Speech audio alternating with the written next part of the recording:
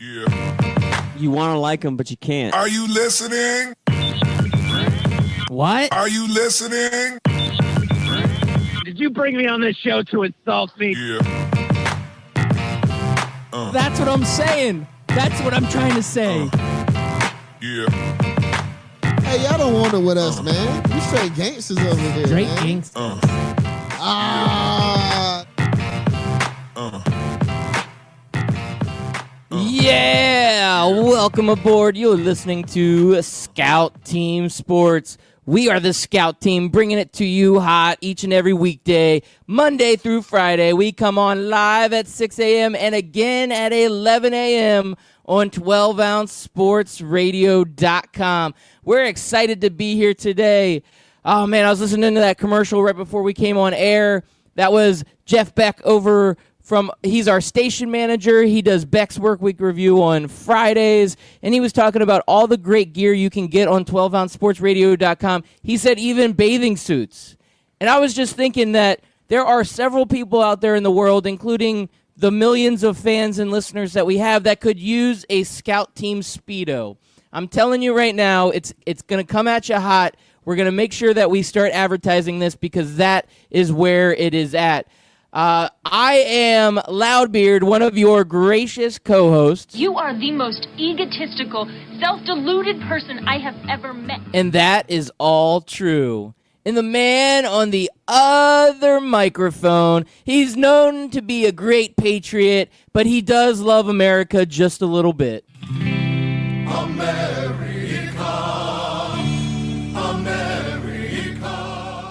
Yeah, it's your boy Chris America coming to you live this Thursday morning and every weekday morning from 6 to 7 on the 12-ounce sports radio. That's 12OZSportsradio.com. Loudbeard, I feel like I'm broken record every single morning, but it was an amazing night. October I think has to be one of my favorite months, if not the favorite month. That Red Sox-Astros game, it's crazy that it's a 3-1 series. Yeah, no. Last night's game had a lot of just weird nuances to it. I mean, the game ends with bases loaded and amazing diving catch. You have that controversy, a home run that gets called as an out because of fan interference for the Astros. I mean, this game could have gone completely a different way. Houston had so many opportunities to win. It could have easily been 2-2, but the cards fell just right for the Boston Red Sox, and what we had was an amazing game to watch. As fans of this sport, we were able to watch this game and just say, this is what baseball is all about. This is what the postseason is all about, and this is what October is all about, because that game last night was one of the best baseball games in a very long time, my friend. Yes, sir, and one of the heroes this postseason is coming from Jackie Bradley Jr. He really gave the knockout punch. It was the diving catch that you talked about, and we'll play a video from that later. But here's what the knockout punch and scoring-wise went for the Red Sox. He is been lights out with 2 outs to go. He has 8 or 9 RBIs, and here's how he added to the list. With 2 outs to go, Jackie Bradley Jr. Night. And a high drive, way back. Jackie Bradley Jr. sends it out of here, and Boston is back on top. A majestic home run for JBJ. How about 9 two-out RBIs in his last 3 games? And the Red Sox are in the lead. Out of the inning with a great catch by Springer. He doesn't. And with not a lot left in the tank for Josh James, despite pitching so well, he gives up the 2-run bomb to Bradley. Yeah, 9 two-out RBIs. You and I are on the same page here. Yes, we're thinking the same way. We're using the same brain. Minnesota. We both have a goulash on the brain, but did you hear that? 9 2-out RBIs in 3 games. Wow. Not the whole postseason, just the last 3 games. The guy has been lights out, and that's what you want from your players in championship games. I mean, just amazing that he's able to do this. and that was it. That was the end of the scoring, or that's when the Red Sox took the final lead. It was back and forth, man. It was fun to watch. The Red Sox would get up, they'd take a one-run lead, then the Astros would get up and they would put 2 on the board and take a lead, and then the Red Sox would tie it, and then the Astros would take a lead, and then finally JBJ takes the final lead, and it was a great game. Oh, man, it was amazing. And you know what? This is where stars are born. You know, you have the guys that your casual or maybe more intense baseball fans know. A lot of people know who Jackie Bradley Jr. is, but the more... Oh, look at that. We're getting a test prep in there. Or was that background music for me? I love it. So No, you get these guys these guys that don't, let's say they're not common household names, you know? When you think of baseball, there's going to be like just casual people that know Albert Pujols and Clayton Kershaw, and those are the big names. But a guy like Jackie Bradley Jr., this could put him on the map. This could be the series. This could be his season that puts him on the map as being a great player. He's going to be up in the lights. He's coming from the big city of Boston where everybody in Boston knows who he is. But does the rest of America know who he is? After this series, everybody in America should know who this guy is. JBJ, as we like to call him. He is the man, and he is carrying the Red Sox. Oh, my gosh, I love to see it. This has been just such a great series. And the fact that it's 3-1, Boston's up, I love that about Boston. They're not settling for the, hey, let's go 2-2 and let's go back and forth. They're wanting to finish this. They're going for it all. They're going for the jugular. They don't want to carry this out longer than it needs to be. So Boston Red Sox, they are in the driver's seat, and they are playing again tonight against Houston. So they have an opportunity tonight to finish them off. What do you think? I hope they don't, because this has been a fun series to watch, and I'd love to see them stretch it out to 7 games. But the Astros have the work cut out for them, and this is what happens, man, when you face the best baseball player of the game, the best baseball team in the game. And I wanted to go back to JBJ, and you talked about how he's a rising star in this October. He's on a 1-year, $6 million contract, and we see this every single October is these guys that we've never heard of, unless you're a fan of that team or you're just so entrenched into baseball. These guys, most casual fans have never heard of these guys. It's not the guys making $200, $300 million contracts over 10 years. It's these guys that come up and they're making $6 million a year or $10 million a year. That seems like a lot of money to us, but in sports sense, $6 million a year is low. Like, I don't even think backup quarterbacks make $6 million a year these days. So to have these heroes come up, and this is the way baseball should be done, and the way sports is done, is it's not always one on the highest paid player. It's one on the backs of these grinded out blue-collar guys that are just looking for their next contract. And like I said, he's on a 1-year, $6 million contract. I think he'll get another one after this October. What do you think, Loudbeard? Oh, if he doesn't get a giant contract... Sorry about that. Man, you are just on top of it today. I'm a terrible producer. Go ahead. I forgot what I was going to say. I lost my concentration. I got to get myself back. I do have the goulash early morning brain. It's Thursday. Yeah, somebody's gonna have to sign him. If not, the Red Sox again. Yeah, the Red Sox, I think, are going to go ahead and make a big play for it. I'm actually really hoping the Red Sox pull this off.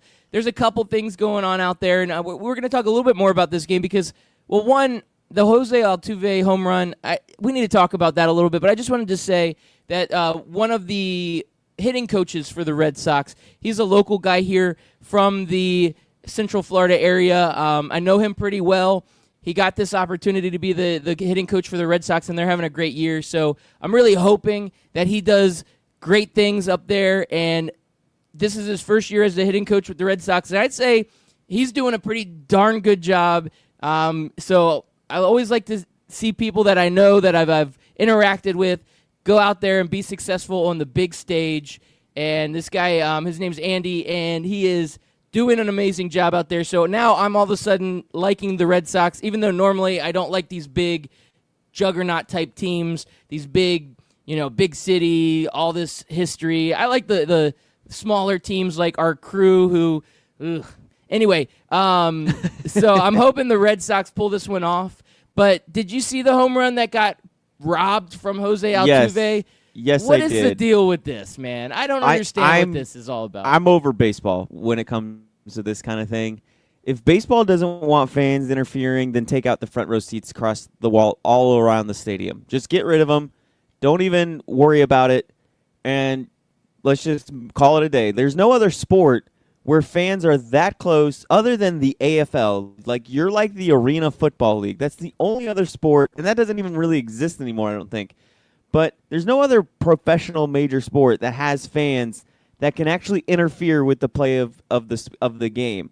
So either you accept it as part of the game and it is what it is, or you get rid of the front row seats. Make your choice, baseball. But I'm tired of seeing these plays that are overturned. Like, so Altuve's out because a fan interfered with him and we don't know if he would have caught it or not. That makes no sense.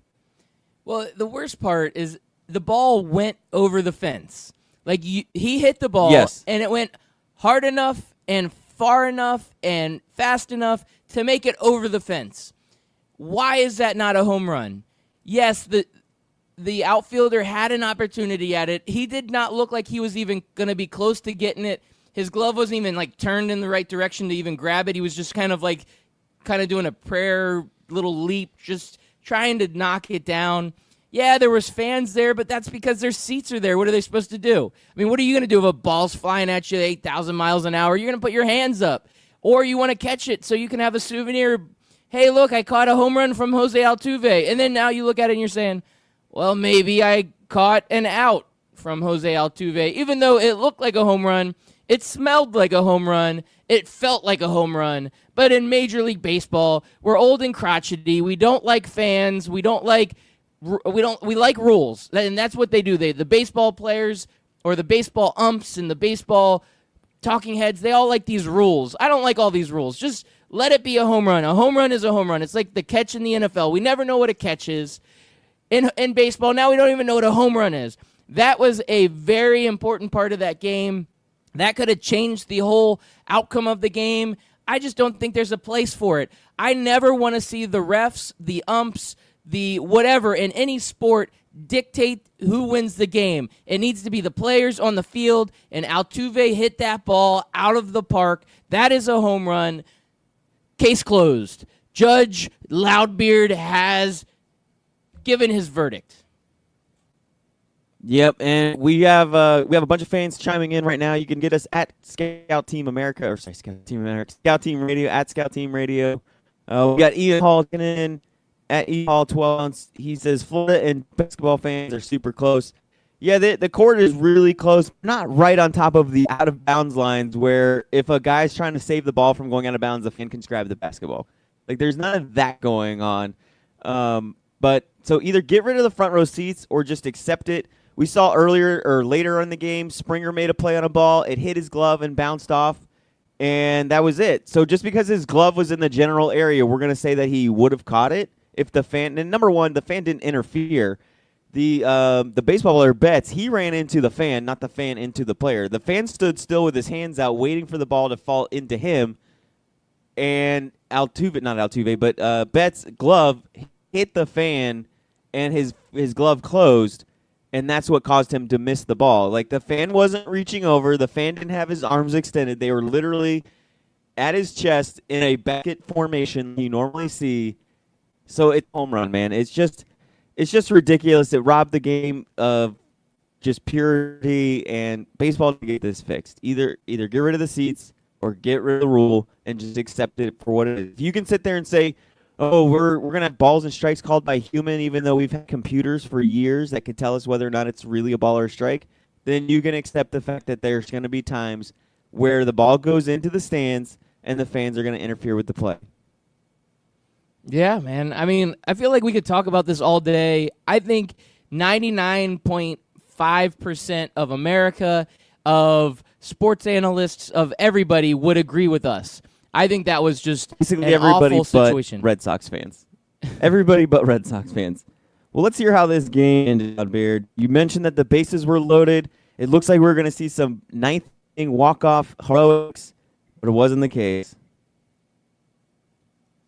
And, of course, now it doesn't want to play when it needs to play. Fantastic. And that's the scout Hold on, team for stupid you. inter- We're coming in scout And that's the team. scout team. Yeah. Thank you for scout tuning in. We'll see you team. tomorrow. Woo! Kimbrel deals. Bregman in the air, left field. Benintendi dives, and he makes the catch. Oh, what a play! Game saver, Andrew Benintendi. The Red Sox win on a spectacular catch by. Yeah, it was an amazing catch, and if he didn't catch that ball, the bases were loaded. Those bases would have emptied because there was nobody coming over to help him. He dove forward for that ball. That ball would have hit Jordan and bounced over him. That would have been game ovaries. It would have been a walk-off, 3 RBI single. I mean, he could have stretched it out, but why would you? Just go to first base and watch all your boys clear out the base and everything and, go celebrate with him at home plate, man. But the catch, what a save. And now, unfortunately, because of that catch, we're 1 game away from this series ending. 1 game away, and that could happen tonight. Wow. Great game, though. And you mentioned... There was yeah. another game last night, wasn't there? Yeah, our another crew. Our crew. Our crew is also 1 game away. I'm pouring one out for Man, my it's homies. not looking good. Yeah. Hopefully, So, they come back to Milwaukee. They got 2 games there. Luckily, they have the home field advantage now, and they just got to go undefeated. They got to win the next 2 games. We can continue this ride with our crew, continue our Brew Crew deal here with Scout Team. The one thing I got out of last night is Clayton Kershaw. This guy has really put past all of his demons. Clayton Kershaw was David Price a few years back, where he would have an amazing regular season, and he would come into the postseason and just lay an egg and just not be able to do anything effective. And this guy has completely turned around that narrative. He has come in and he has showed that he is the Clayton Kershaw of the regular season now, also in the postseason. And he has a great outing last night. 7 innings pitched, just 1 earned run, and he leads this Dodgers team to a victory.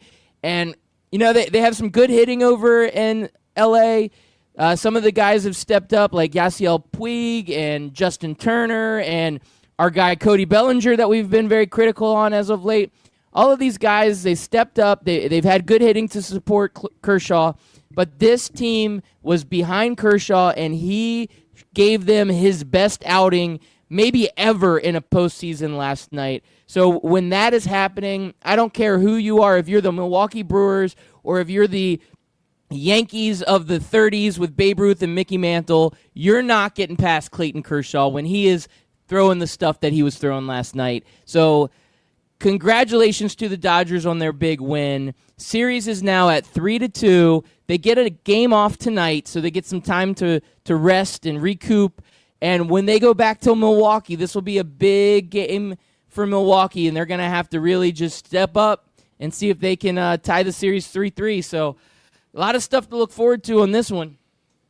Yeah, that's all they need to do. They need to tie the series 3-3, and then it's Game 7, anybody's game. Brewers have got to come out hot. The Brewers fans, Milwaukee fans, you got to come out loud. You got to come out and be raucous and show L.A. that you're just as big of a city or louder as the L.A. Dodgers are, as the Los Angeles fans are. I think the Dodger guys complained a little bit about the energy of L.A. Show them why Milwaukee and the state of Wisconsin is a force to be reckoned with. Show them why, Green Bay is such an electric city, even though it's a small town, and why they do sports right up there. Show the world what Milwaukee's about. Well, I don't know if you saw this breaking news, but it looks like Milwaukee is going to be starting Aaron Rodgers for the next game in the series. Woo, woo! So this is going to be a slam dunk Milwaukee win. No problem. He's clutch. Loudbeard, I heard that, and they're going to put all 9 cornerbacks that they've drafted the last 2 years, they're going to put them in the outfield. And these guys, they can catch everything. They've got great mitts. They cover the field. They really do. And there's so many of them that you strategically place them everywhere. I don't know how that's legal, but hey, it is what it is. You just slip the umpires a 20 and nobody notices. Yeah, absolutely. Hey, man, I got a lot of NBA to talk, but just real quick, did you hear about this Astros cheating controversy? Since we're talking baseball, I just want to slip this in here. Is this Are the you catching any of this? Is this the stealing sign stuff? Is this what this is about? Is it about stealing signs? Yes. Yes, it is. Okay. This is the classic Bill Belichick move right here. I'm going to come up with sounding like the cheater lover that I am, but I'm sorry. I don't think You do like John Jones. Yeah. I don't think stealing signs is cheating. If you're going to do signs out in the open for everybody to see and I crack your code, that's on you, not on me. It's just like saying if you were to shout out the next pitch and you were to be like, hey, you have to plug your ears. Don't listen to what I'm saying. That's why we have signs, because you know that if you shout out what the next pitch is going to be or what the next move is going to be, the other team's going to hear it and they're going to know. Unless you have evidence that the Astros are going to Red Sox practices like Bill Belichick with video cameras, or they've somehow infiltrated their camp and figured out from listening in to conversations as to what the signs are, I don't think it's cheating. If you've cracked the code, then you need to change the code. That's it. Is it left, right, A, B, up, Yeah. down? Up, down, That's up, what their down. codes are. I'm like, why would you use that as a code? Everybody knows that one. Right, exactly. That's how So you get Infinite Lives in Contra. the Cleveland Indians have come out and done a formal complaint with the Major League Baseball. And you know, Major League Baseball is all about their rules, so this could be bad for the Astros. They get a home run taken away from them, and they get accused of cheating in the same week. And I don't know if that cheating thing is affecting them at all. It seems like that it doesn't bother them, but I don't know, man. This is definitely some news, and you and I, we're big in Cleveland. We've got a lot of Cleveland followers on social media, and so I'm seeing all of their, I don't know, their discussion about it, and I feel like they've been cheated, and they're not so happy about it. So the Cleveland Indians, they are very upset about this whole Houston Astros gimmick, this mess. But I'm with you. If the signs are out in the open, they are out in the open. Now, I do think they said somebody was video recording or something on their camera, but everybody's got a camera on their phone nowadays, so it's not like that's uncommon. Anyway, how about NBA? The Orlando Magic are leading the league. They are undefeated. They are 1-0, and they have the best record in all of the NBA. Can you believe it? It's a great, great day to be alive. Yes, and the Magic are 1-0. We're undefeated. We're the only team in the state of Florida with a win. We have more wins than the Miami Heat and the Philadelphia Sixers combined. Orlando Magic are the best. And last night was actually a fun game to watch. I thought they were going to implode like they normally do. They had like a 12-point lead, and they just started turning into the Magic, but they held off. And Loudbeard, did you watch any of that Magic game? I did. I get excited about the Orlando Magic. That's my basketball team now. And I was watching it, and the things that got me excited about what I watched, one, Aaron Gordon looks like he's ready to take the step to be the superstar of the team. Two, Mo Bamba looks like he is going to be the real deal. He gets 2 blocks last night, 7 rebounds, 13 points, and only 25 minutes played. The guy came out and showed me, like, this is why we drafted him. Now, I was a little disappointed in Jonathan Isaac. I'm not seeing out of him what his potential could be, but Mo Bamba, I think, is the real deal, and Aaron Gordon's taken that next step. I'm excited about what the future holds here for the Orlando Magic, and it is the first game of the season, so it is overreaction game time, and we are here in Orlando, and this is our team, so the Magic are number one. We are number one. Yes, and Loudbeard, if I was a basketball coach, I think I would be the Mike Leach of basketball coach. And what I mean is I would do things that are a little unorthodox, things that break tradition of what you see in basketball games. And this game came down to a single possession, 1-point or 2-point game. And the Magic had the ball with 2.3 seconds left. And they had to inbound it. Now, here's what I would do, Loudbeard, if I was the coach that's completely different that we've ever seen, is I would call timeout, get the ball on the other edge of the court, and then I would just have my players roll the ball out and have another player just touch it on the floor and then just try to get the other team to not touch the basketball. If you have 2.3 seconds left, it's a lot easier for them to steal the pass or get the foul, and then they can set up their play after you make your free throws. But if you actually get that clock moving without them being able to foul you, then the clock runs out. There's no way they're going to get the ball back. Does that make any sense to you? How are you going to roll it out when? No, so I'm gonna pass it to my player. My player's just gonna tip it away. Just tip it out so you get the clock started, and then it's on the other team to have 2.3 seconds to collect the basketball, find the hoop, and throw it up for a shot. There's no way you can do it from that end of the court. You're pretty much guaranteed to win. It's a lot better than inbounding it, them fouling you with 2 seconds left. You shoot your free throws, and then they can run a play where they can throw the ball all the way down the court and get a last-second shot. What if you get the ball and just throw it up in the air, like 100 feet up in the air, and they have the clock's running while you're waiting for it to come back down? That's another great way. But Yeah, I don't know. Can they foul you if you do that? I don't know. But either way, I don't like this whole let's inbound it and foul it. Let's get this clock moving. Let's find creative ways to get the clock moving. And then another thing that I can't stand is if you're up by 3 points or you're up by 2 points, just foul them on the – no, if you're up by 3 points. If you're up by 2 points, you do the whole foul thing or whatever. You let them play it out. But if you're up by 3 points, don't let them shoot a three-pointer. Just foul them, send them to the line. Make them but shoot if you their foul two. them and they're behind the line, they get 3 free throws. No. If you just give the intentional foul, not when they're shooting. Oh, okay. Yeah. As soon as you inbound Okay. it, foul them and send them to the line. What are we doing giving them a chance to shoot a 3-point shot? Well, you could ask San Antonio Spurs fans about that in that Game 6 against Miami. That game always frustrated me. They should have fouled Bosch 100%. Yeah. As soon as he rebounded the ball, just foul him. So the whole theory there, San Antonio should have, and that's a team with a great coach, and obviously they didn't have it. But no teams ever do that. I don't get it, man. It's because we're so habitual creatures, and we say this is the way it's always been. We just continue to do that way. It doesn't take a rocket scientist to break the mold, but people are afraid to do it. It is true. It is true. That's why I'd be the Mike Leach of basketball coaching. I would just find different unorthodox ways to play the game, to find advantages to win. All right. Well, you have great insight there. You're like an try. NBA aficionado. I am. Some of the other things going on in the league, we were talking about some of the games that we were looking forward to. Kawhi gets out on the court, so Raptors get a big win. With leading the way was Kawhi with 24 points. He gets a double-double in his start with the Toronto Raptors. He gives like a salute out to the crowd. He really gets everybody pumped up.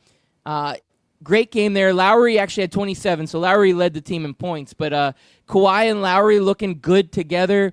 I think it's going to be a good year for the Raptors, and I think Kawhi's going to like it over in Toronto. And I've been saying this, and I've been getting mocked a little bit for this take, and I don't care. I'm going to say it. I'm going to compare him exactly to Paul George. Paul George came out in an interview, and he said when he was in Indiana, he 100% wanted to go to the LA Lakers. He was already mentally ready to go to LA. And he said as soon as he got traded to Oklahoma City, he fell in love with the city, and he fell in love with playing with Russell Westbrook. And when his decision came, he had a 50-50 decision. Am I going to go to LA or am I going to stay in Oklahoma City? And he stayed in Oklahoma City because he loved playing there. He loved the fans. He loved playing with Russell Westbrook, and he was excited about it. The same thing is going to happen to Kawhi Leonard. He's going to love playing with Kyle Lowry. Kyle Lowry is an underrated superstar. He's going to love the city of Toronto. Toronto has great fans. They've been hungry for a good team for a very long time. You know, they've had Chris Bosh in the past. They've had Vince Carter in the past. But they haven't had a championship team. And Kawhi Leonard could bring that championship to Toronto. He could be the greatest athlete in Toronto history if he's able to do this. And I'm not talking hockey or CFL. I'm talking NBA Toronto history. And this could be a big move for him. I think Kawhi stays long-term, and I think he is going to be the man of Toronto for a very long time, and he's going to do great things with the Raptors. So just hearing what Paul George said, again, Kawhi comes out with a great game, and I think he's staying. I loved it, man. I absolutely loved it. Another guy who had a great game last night, Anthony Davis. He helps his Pelicans beat the Houston Rockets, who you see Carmelo out there. Carmelo's like 3 for 9. He doesn't do a whole lot. he comes out and says it's really hard for him. He's struggling in a reserve role because he's just not used to it. Yeah, this is going to be a little bit of an experiment for Houston.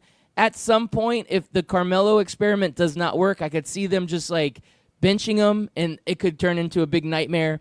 But they get a loss, Houston Game 1, and Anthony Davis leads the Pelicans over the big Houston Rockets. So another great game there. And Yeah, real quick, I got – oh, go ahead. No, from that game, Nikola also had a big game. He had 30 points, Nikola Mirotic. And the Pelicans, man, they had 6 players in double digits. You had Julius Randle, 25, and then 2 guys scoring 30, and then Antoine Moore scored 21, man. It's just they were balling last night. Orlando Magic legend, Etuan Moore. Etuan Moore, yeah. So they were just balling. Houston had no answers for him. And Carmelo Anthony, get over yourself. Stop using excuses. You played 27 minutes last night. The basketball court is exactly the same. You play the reserve role on the Olympic team. Stop with the excuses and just get out and play better. Now, this is my too early to give a bold prediction, but I'm going to say this, and this is my prediction as of Game 1. I'm going to say Anthony Davis ends up being the MVP of the league this year. This is his year. What he did at the end of last year, he brought the Pelicans. They were extremely relevant. They made a good playoff run, and he carried that team. I think this is the year Anthony Davis shows that he is the best player in the league. I'm going Anthony Davis for MVP this year. Book him. Book him, Dano. I disagree. I think it's going to be Aaron Gordon. Aaron Gordon had an amazing night last night. 16 rebounds, 26 points, 2 assists. Guy was electric last night. He was 4 for 5 from three-point land. Just an amazing night from Aaron Gordon. Living up to that contract. I hope he is the MVP. I'm not going to go that crazy, but I hope he is. I got 2 more games I just want to mention here, Chris America, before we go to our commercial break. The 2 other games I thought were interesting going in is you had the Spurs and the Timberwolves. We got to see DeRozan for the first time on his new team with the Spurs. Spurs get the big win. You've got Jimmy Butler with all this trade talk looming around him. He has a pretty good game, 24 points, but T-Wolves just can't pull it off. I don't think the T-Wolves are going to do much this year. I think there's just too much animosity. They're just, I don't know, this isn't going to be a good year for them. And DeRozan showed that the Spurs are still going to be a contender this year. So, great game. Again, overreaction Game 1. Yeah, they got 49 wins to get to that 50 now. That's right. I called it 50, 5-0, even, flat. Nailed it. Got it. Last game I was excited about last night was the Suns. I hate to say it, the Suns-Mavs. Not that I was excited so much about watching the game, but I was excited to see what the Suns could do. Devin Booker, he had a great game, 35 points.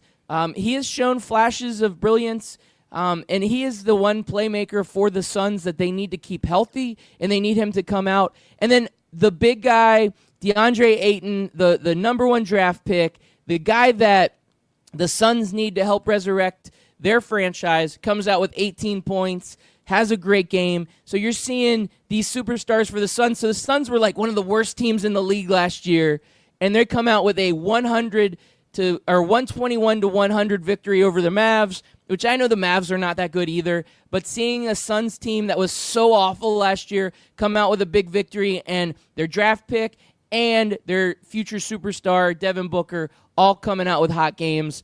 Good to see the Suns pulling it together, especially with, 10 days ago, they fired their GM. This could have been a train wreck of a season for the Suns, but at least they started Game 1 off on the right foot. Yeah, it's always good to start on the right foot instead of the left one. And let's go to commercial break. All right, we're going back in time, my friend. Stay tuned. We'll be back after a quick commercial break.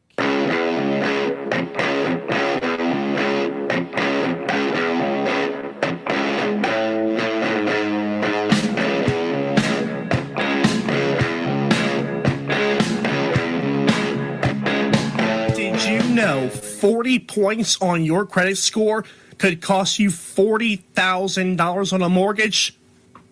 Thankfully, Lexington Law is here to help.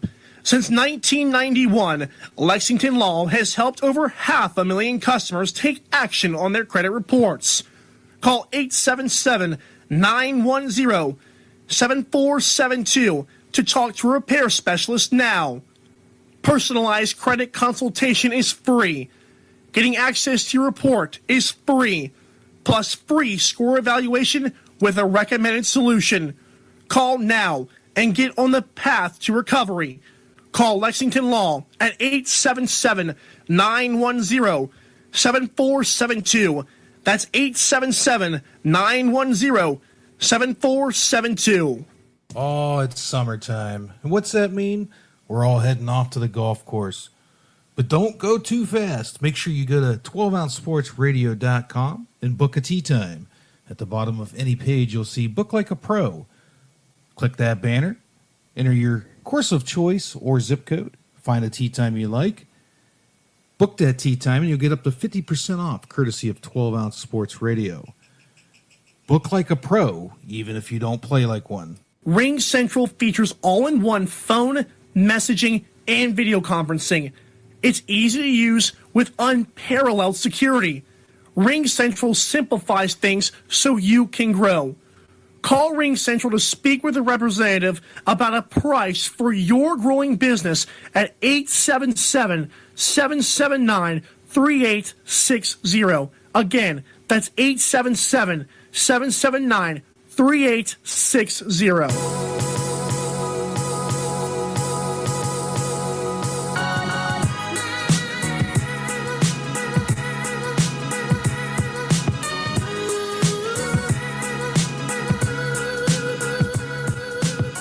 Yeah, welcome back. It is Thursday, October 18th, and you are listening to Scout Team Sports. I am Loudbeard. He is Chris America. We're the Scout Team. We're coming in hot, and we love coming in hot each and every weekday, Monday through Friday, 6 a.m., and again at 11 a.m. Oh, what a great day to be alive. It is an amazing sports week, as it always is. I want to say that 12-Ounce Sports Radio is the radio station that we are on. Great lineup each and every day. Make sure you check it out. A lot of great shows out there. College Credit Hour comes on at noon. Jimmy Young with What's Up Sports is launching a daily show. You've got all kinds of other great shows out there. Just check it out. Keep listening. Listen to all the great shows that we've got coming up. I'm telling you, it will be worthwhile. Also, we had all these commercials. I just wanted to give a tease for something that the Scout Team has coming up that's pretty exciting. 12-Ounce Sports Radio and the Scout Team have been working very diligently to hooking us up with a new sponsor. MyBookie.ag is a website where you can go on and place ridiculous bets, because Loudbeard is always an encourager of placing ridiculous bets. And when you go on to mybookie.ag, if you sign up with the promotion code SCOUT, SCOUT, all capital, you will get some ridiculously awesome deal where you get money back. I don't know. I'm working out all the details. I'm trying to make it as great of a deal for our listeners as possible. So if you want to check it out, I will be practicing and getting myself ready to do some ridiculous gambling this weekend, but I'm going to do it on mybookie.ag, and I will give everybody a recap next week, and I will give you all the details of how much money you can save by using promotion code SCOUT, SCOUT, because we are the Scout Team. All right, Chris America, I hear you on the other end. I know you're there, and if you're not there, you're the Golden Ghost, and the Golden Ghost, he only likes to haunt every once in a while, and I just do not think it's him. So with you, Chris America, him.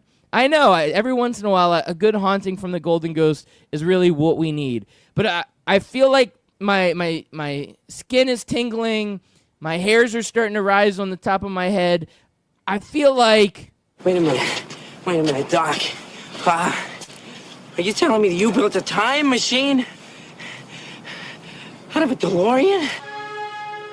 Yes, Loudbeard, we're going to go back to the entire decade of the 90s. That was when we were children. We were young and innocent. We didn't have Twitter to ruin athletes' lives, and we didn't have Facebook to hate on people.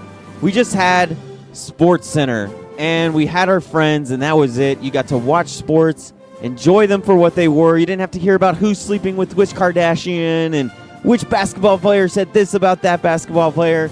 It was generally speaking just a pure time to just watch sports and enjoy what you took in. And we had some dynasties in the 90s that if you weren't living in the 90s, you would have no clue that these dynasties ever existed, because these dynasties now are complete trash, Loudbeard. Are you ready for this? I was born ready for this, Chris America. So what made me want to do this is I got the NHL ticket and I started watching the Detroit Red Wings, and the Red Wings are god-awful right now. They haven't won a game yet. They've allowed like 5 to 6 goals a game. Their defense is horrid. And I'm sitting there thinking, what happened to the Detroit Red Wings? They had a 25-year streak of making the playoffs. And in the 90s, I remember the clash of the Avalanche and the Red Wings. They were always going at it in the Western Conference. It was always to decide who would go to the Stanley Cup and win it eventually. And they had some brawls, dude. Do you remember when the two times that they had their goalies come out and fight? Do you remember any of that, Loudbeard? I feel like a good goalie fight is the best kind of fight you can have. I mean, these guys are just battlers. Yeah, their rivalry was such an intense rivalry that you don't normally see goalies come out and fight. So when the goalies come out and fight each other, you know it's a real rivalry. And I think that's what hockey's kind of missing right now, is a real intense rivalry like the Colorado Avalanche and the Detroit Red Wings. But what are some other dynasties that you recall from the 90s that no longer exist, that are just awful teams right now? Well, there's two big ones that come to mind. I guess the first one I will mention is the Chicago Bulls. The Chicago Bulls in the 90s were the best. They were the absolute best to watch. You had the greatness of Michael Jordan, and honestly, some of the other players that played with him are a lot better than people give him credit for. One, Scottie Pippen is a Hall of Famer and deserves to be in the Hall of Fame.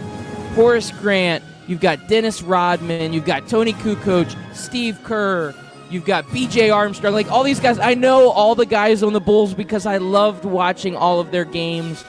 And the 90s were owned by Chicago. And you know what? There was a little bit of a break in between when Michael Jordan decided to go play baseball. And that's when the Houston Rockets got their chance and won a couple. But no, the Chicago Bulls still own the 90s because after that baseball break, they come back. They have 2 three-peats.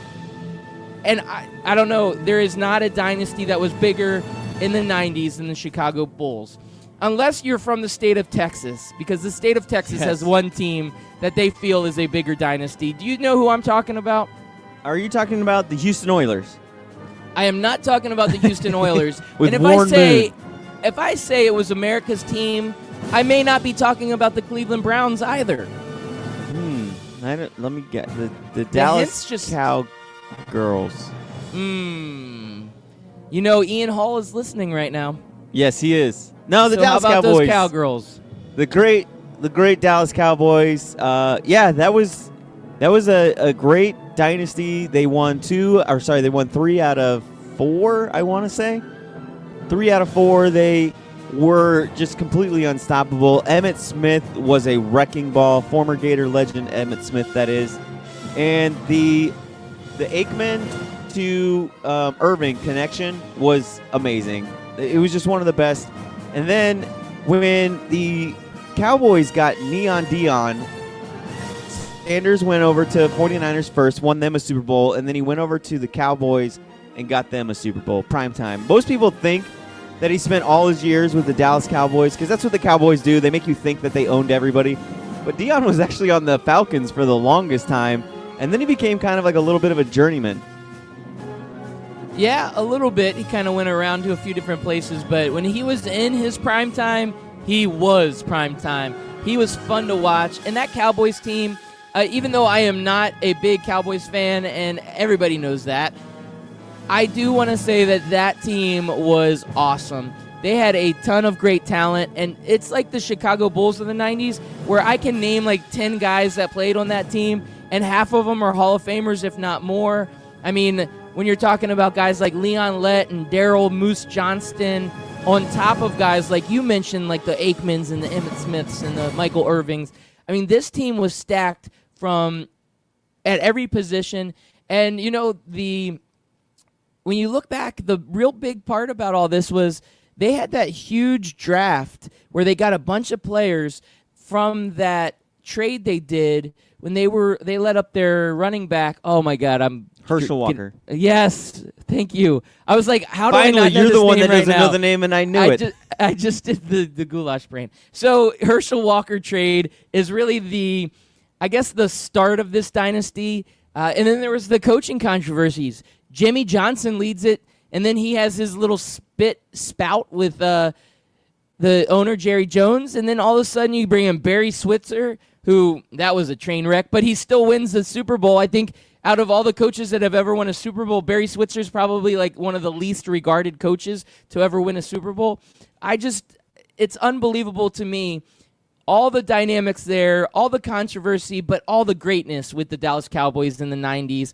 It still hurts me. Now, the Redskins had a Super Bowl right before the Cowboys dynasty started, so I was able to enjoy that one before this whole Cowboys mess happened. You guys had sort of a dynasty in the late 80s, and then it ended in the early 90s, because you guys won 3 Super Bowls in like a 6-year period of time, didn't you? Yeah, and it was 3 Super Bowls with 3 different quarterbacks.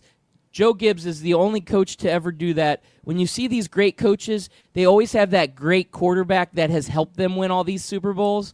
When you look at the Steelers, they always had Bradshaw. When the 49ers won, they had Montana. Well, they also had Young, so there was like 2. Well, they won 4 with Montana, and then but Walsh won all of his with Montana. Walsh won all of his with Montana. That's right. The one with Young was not with Montana. Was not with Walsh. Yeah, so the only coach to win 3 Super Bowls with 3 different quarterbacks was Joe Gibbs. That was a dynasty, but it wasn't like the same type of dynasty where it was the same team winning the same Super Bowls. It was almost like different teams each time because it was a couple years apart. So that was kind of a cool, different era for the Redskins, but I don't want to take away from the Cowboys. We can't do that. That's not fair to the Cowboys. Well, I wanted to say that era of the Dallas Cowboys doing that run had 4 teams that could have easily been a dynasty in their own right, but the Cowboys were just that a little bit better or that much better. And these 4 teams all suck. You had the Dallas Cowboys. They suck. Yep. You had the San Francisco 49ers. We mentioned them a little bit in the the 80s. They owned it. That was their decade. And then in the 90s, they were still a really, really good team. And they won a Super Bowl, I think, in 93 or 94. They split the Cowboys, who won 2 in a row, then the Niners, and then the Cowboys again. And then you had on the AFC side, these 2 teams have been complete trash since the 90s. You had the Miami Dolphins with Dan Marino always losing to the Buffalo Bills in the playoffs. And those 2 teams could have easily been a dynasty in their own right, but they just weren't good enough. They were always missing a piece. Like the Dolphins were always missing a running back. I don't really know what the Buffalo Bills were missing because they just seemed like they were just always good. The Bills were missing a kicker. Yeah, they were. But you gotta play better than your kicker can play. Laces out, Dan. Laces out. So yeah, I mean the '90s was fun, and it's crazy that all 4 of those teams really have done nothing in the last 20 years. But let's move on to baseball, and I think we'll both agree who the baseball team was in most of the 90s, and that's the Atlanta Braves. Oh, yeah. The Braves were fun. That was one of the best pitching staffs ever when you had Tom Probably Glavine, all time. Yeah. Greg Maddux.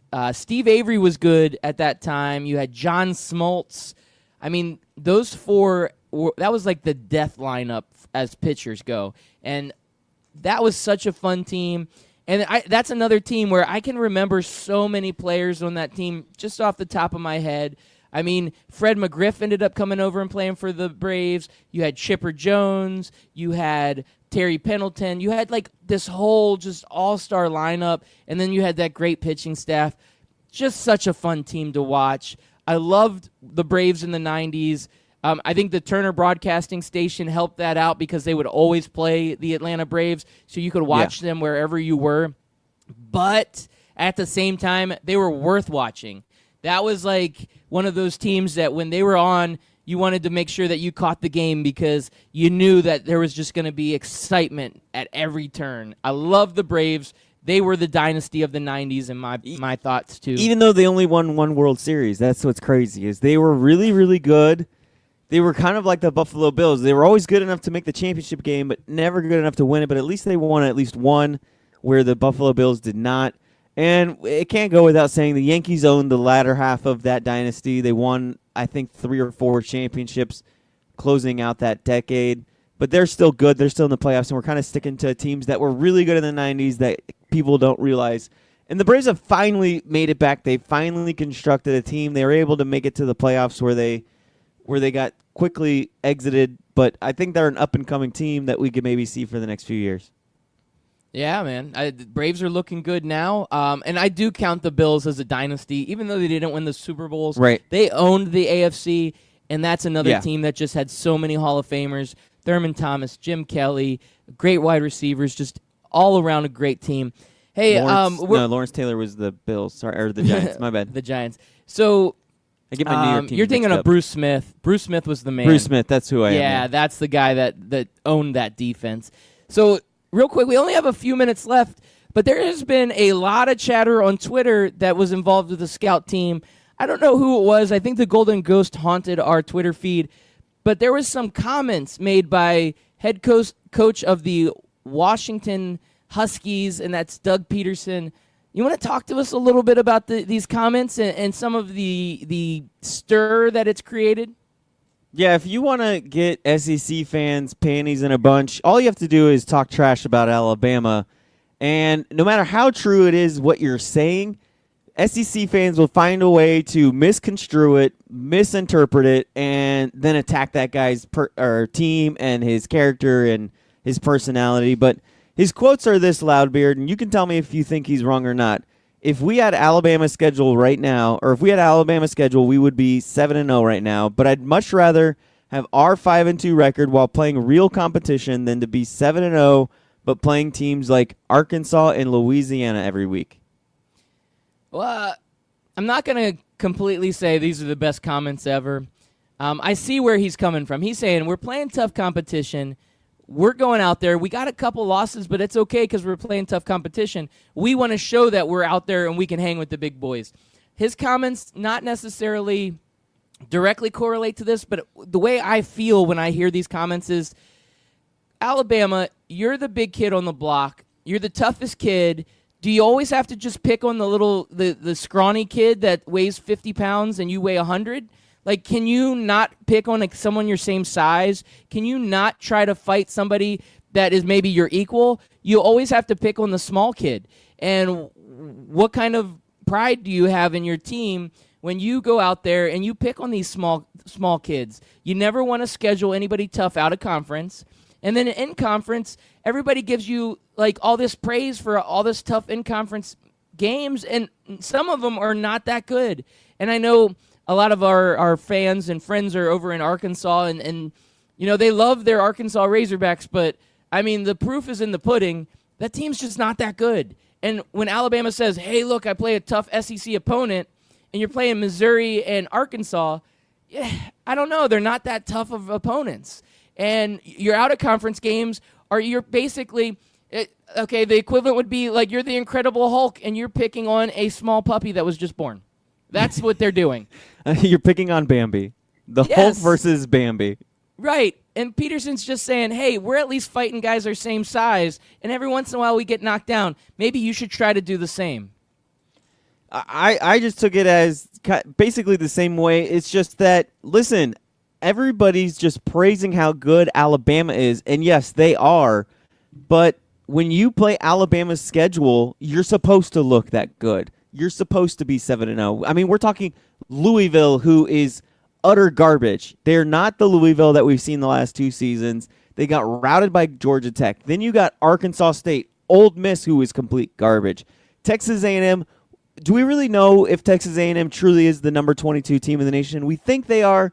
They played Clemson tough, but we really don't know much about Clemson, and they lost to Alabama. Other than that, they really haven't beaten anybody of true merit. Yes, they beat Kentucky, and we think Kentucky is a solid team, but this is what the SEC does, is they beat a bunch of FCS and Sun Belt teams, and they pad up their record to be 4-0. Then they beat a couple of the lower-tiered SEC teams like Arkansas, Missouri, Tennessee, and then they jump up to 6-0 and 7-0. And then they're like, well, they're the SEC and they're 7-0. They must be a number 3 ranked team. So then they rank them number 3, or in LSU's case, number 5. And now it's like when Alabama gets to the number 5 team, Alabama beats them, and we're like, oh, look, they beat the number 5 LSU Tigers, even though LSU really hasn't even beaten anybody to prove that they're the number 5 team. The way I took it, Loudbeard, is that he's saying the system is broken. The system sucks. Yes, Alabama's a good team, but they've played nobody. And there's no arguing that. As much as SEC fans want to argue that their conference is still top to bottom the best conference in the world, it's not anymore. It might be the best conference, but maybe the first 3 teams are better than the rest of the other first 3 teams. And then it's really just a mix and match of nobodies. It is the Tennessees. It is the Arkansas. It's my Florida Gators who have been awful the last 9 years and are finally starting to get things figured out. But I don't know if the Gators are able to hang with Michigan or Wisconsin or even the Washington Huskies. I don't know. Can the Gators go across the country to Seattle and beat them? Maybe, maybe not. Do we really know? I don't think so. But settle down, SEC fans. He's just saying your schedule is garbage. Schedule better teams. Stay tuned. Tomorrow morning we will be back at 6 a.m. and we will be reading all of our Alabama fans' hate mail sent to the scout team. Yes, because you can't bow down. You have to bow down to the king. Bow down to the king. Loudbeard, I fixed college football, man. Check it out. ScoutTeamRadio.com. You listen to the podcast. It's only 27 minutes. I'll be listening this morning. Don't you worry, my friend. Fix college football. Fixed it. Peace.